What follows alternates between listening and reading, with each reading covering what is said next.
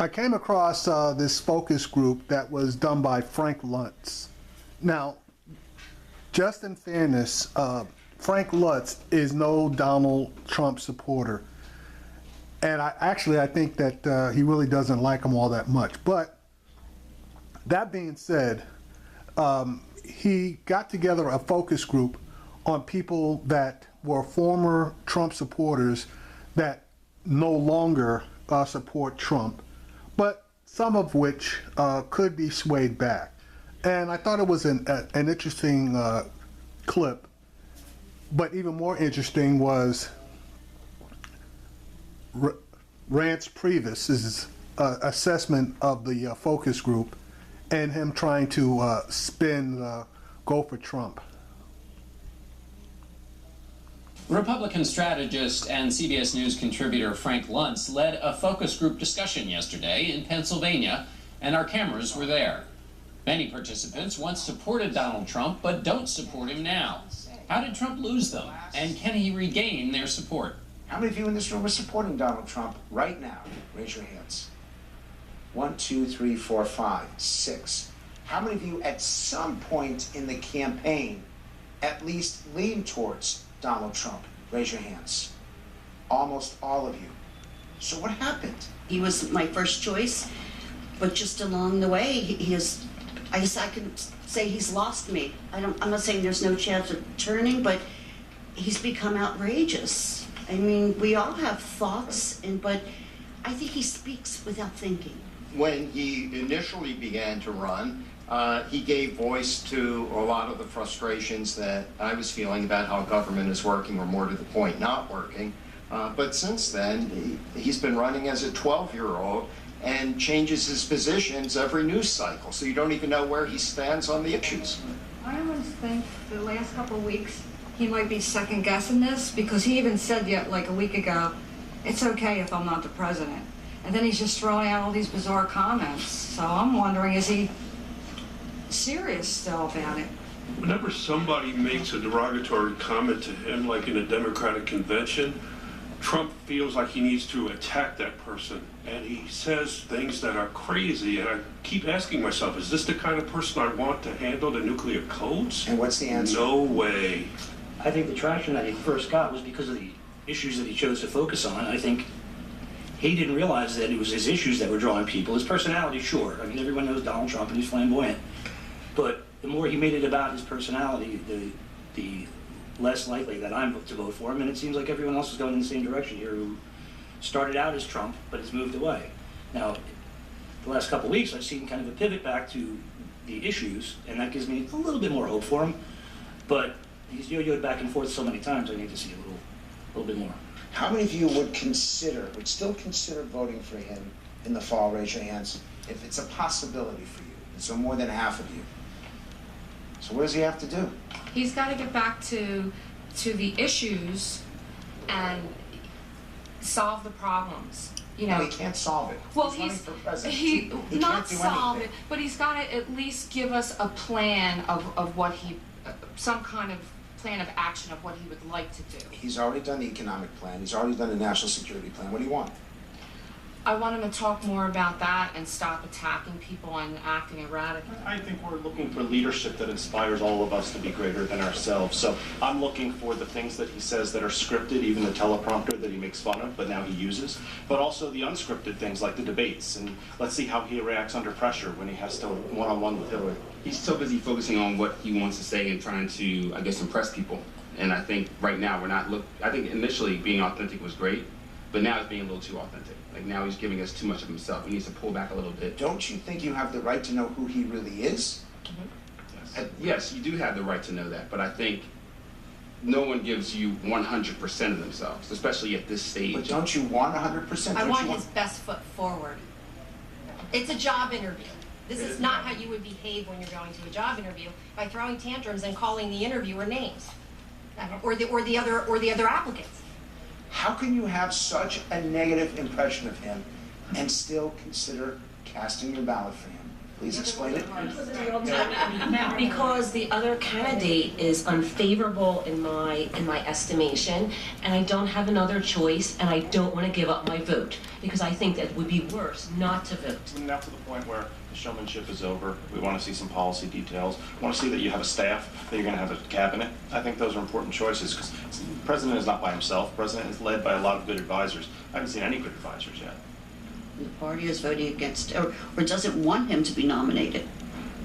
You think the Republicans are against Yeah, him? yes, the Republicans. I mean, his own party is not, totally supporting him And why do you think that is? because of his outrageousness. I think they find it embarrassing. Do you? At times, yes, because it's hard to comprehend. For me, it's hard to understand also, like with all this going on and all the negative feedback, why his team isn't reeling him in or explaining to him the damage that he is doing by the way he's acting. Joining us now is Chairman of the Republican National Committee, Rance Priebus. Mr. Chairman, you heard those voters there. They were on the Trump train. They have now gotten off. What would you advise Mr. Trump, having heard that? Well, I think that keep doing what he's been doing over the last 10 days, which is, I think he's shown maturity. I think that he's growing in his role. He's a person who's never run for public office. And look, some of this stuff is it's an interesting intro that you had there because you've got a choice in this election. This election is about choices. You have someone who is not politically correct, who at times has said some harsh things, even he admitted, versus someone who lies with incredible skill and grace. And so the question is whether or not in the fall, making the case to the American people that the outsider, which is what the American people want, they want that outsider, they want that product that Donald Trump presents, not Hillary Clinton, but they also need to know that it's going to be a safe product. And I think if you look at the last week and a half, I think Donald Trump understands it. I think he's being consistent. I think if he continues down this track, you're going to see more polls like Iowa happening where things tighten down, we get to the first debate, and America's given that great choice. They want a safe product. What is he doing to make people feel safe? Using a teleprompter and saying regret, that doesn't convey safe. No, listen, what it shows is consistency. Look, it's very difficult. I don't care how good you are as a speaker. I've been doing this for 6 years. Other people like Hillary Clinton's been doing it for 30 years. You can't, it's very difficult to get in front of a crowd with no notes and speak for 45 minutes. And so, but that's what caused him to do so well in the primaries. It did, but we also had 16 people running, and there was a lot of things happening. But look, what I'm excited about is the fact that I think that Donald Trump has really focused in on this campaign. And you look at the differences between Hillary Clinton, who is, we're talking about DOJ not taking action after the FBI asked them to in investigating the Clinton Foundation. You have someone whose public persona is cast in stone. I believe that Donald Trump's upside is far greater than Hillary Clinton's upside. You mentioned that he's never run for public office. That's been kind of his best attribute in running for president. He said, I've never done this before, and I'm going to be extra great. So if you look at his campaign, he's now on his third top manager of his campaign. You've seen campaigns before, so assess the health of the Trump campaign. Well, I think I assess it by looking at Donald Trump and looking at his actions and where his head and his heart's at. And you looked at, the fact that he made this pitch to African Americans in communities across this country. He had the Hispanic Roundtable yesterday. He's going to be doing more of that. If you look at that polling issue, the most important thing said there, which was very insightful, is that bringing back the Republican base is the difference between being up by 6 and down by 6, which is where he was right after Cleveland. That's the easiest piece for us to take care of. And once the Republican base gets just back up to where it was after the convention, those polls in Ohio and North Carolina and New Hampshire are going to be right back where we need them to be. But let me ask you this question of what we know about Donald Trump as a manager. It seems to me what you're saying is things may be a little bumpy and chaotic, but he's never done this before. Is that going to be true of his presidency? Is it going to be a little bumpy and chaotic because he's never done it before? That's not exactly the promise he's making. The promise he's making is one consistent victory after another with no problems at all. Well, we'll find out about the victory in November, but the truth is that when you're a first-time candidate, I think you learn things as you go, and it is not the easiest thing in the world for people who've never been in politics to read 2,000 stories about them every day. when you become president, I think there's a consistency and there's a level of compartmentalism, departments, cabinet positions. There is a sense of consistency there that it isn't necessarily driven by choice, but by history and by precedent. You're talking about consolidating the Republican base, that you said that's what's going on now. Isn't it late to be doing that? Don't you usually have your base consolidated after the convention and then you can work on those other voters? I mean, isn't he behind in terms of... What we're talking about is a few percentage points. I mean, when you need, after the convention, I think he was at 88, 89% support. You go down 5 or 6% on your own base of support. Obviously, that can be the difference between being down by 2 or down by 6. I think that what you're seeing over the last week and a half is a pretty consistent view within the Republican Party that Donald Trump is doing exactly what he needs to be doing, and if he keeps doing what he's doing, we're going to be right back to even or ahead. Other people have advice for you, and they're saying, you're getting memos from people saying, cut Donald Trump loose, get rid of him. Why? What's your response to that? Well, here's the problem with all of this, and people need to kind of just take a deep breath and understand what's happening. They need to learn about Federal Election Commission campaign finance. In 1996, there was soft money.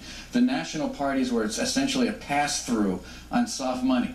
What we do, for example, is identify voters in swing states. Let's just take Ohio. I need to know everything about a particular voter, how to move them, but then I need to make sure that I put an absentee ballot or an early vote procedure in the hands of the people that I need to vote. Whether they're voting for Rob Portman or Donald Trump, there is a process and a field operation and a data operation to make that happen. There is no moving the turnout operation or the absentee ballot program away from Donald Trump and in some senator's favor. It doesn't work that way. It's all mixed together. It's all one thing that has to happen in a swing state. There is no $100 million in a drawer that might not be spent on one person but in favor of another. 1996 was a soft money year where national parties took in soft money in the end, and they can move it everywhere they want it. That does not exist today. And some of the people that signed that letter were the same people that took away that power. Right, so you're saying people have said 96 is what you should duplicate today. Your point is it's not 1996. All right, Mr. Chairman, thanks so much for being with us. Thank you. All right, so there's so many things to talk about, but look, just getting started, it's a flipping year and a half. And if Donald Trump hasn't gotten up to speed in a year and a half on running a campaign, and again, there are differences in running a primary campaign versus a national campaign, but you can't use one as a strong point and then turn around and use that one thing as a defense. You know, common sense has to reign here somewhere. Now, number two, that focus group pretty much said it all. I mean, that bluster only takes you but so far. And quite a few people in that focus group said they want to see a plan. They want to see exactly what he's going to do. And he has yet to come out really with any kind of a plan. Now, Rance Priebus has got a major problem in an election year, more so than in any other year. It has been shown that during election year voting, people tend to vote straight ticket. Okay, so that means from the presidential candidate of their choice all the way down the line. The Republican Party is afraid that with a ton of people voting against Trump and more so voting for Clinton, that they are going to get killed, particularly in Senate races where, you know, and I predict that the Senate is going to flip. I mean, I have no doubt of that. Now, the House of Representatives, that's going to be a different story. But I think even there's going to be a major tightening in the House of Representatives. So Paul Ryan may still have enough votes to be Speaker of the House, And that's up in the air because of his own party. But if his own party votes in bloc, he'll still be the speaker. But he will have a very, very slim majority in the House. So he's going to have to find a way to make deals with the Democrats. And that's basically just it in a nutshell. Donald Trump is not going to pivot. This outreach to the African American community, quote unquote, is just a smokescreen trying to pull back in at least Republicans. Mr. Priebus indicated that after the convention, Trump had, somewhere around 88, 89% support amongst the Republican Party. Well, I don't think it was quite that high, but right now, Donald Trump is polling in the 70s in his own party. There is no way in the world that he is going to be able to win an election unless he can get that number close to the 90 percentile group. So, it is what it is.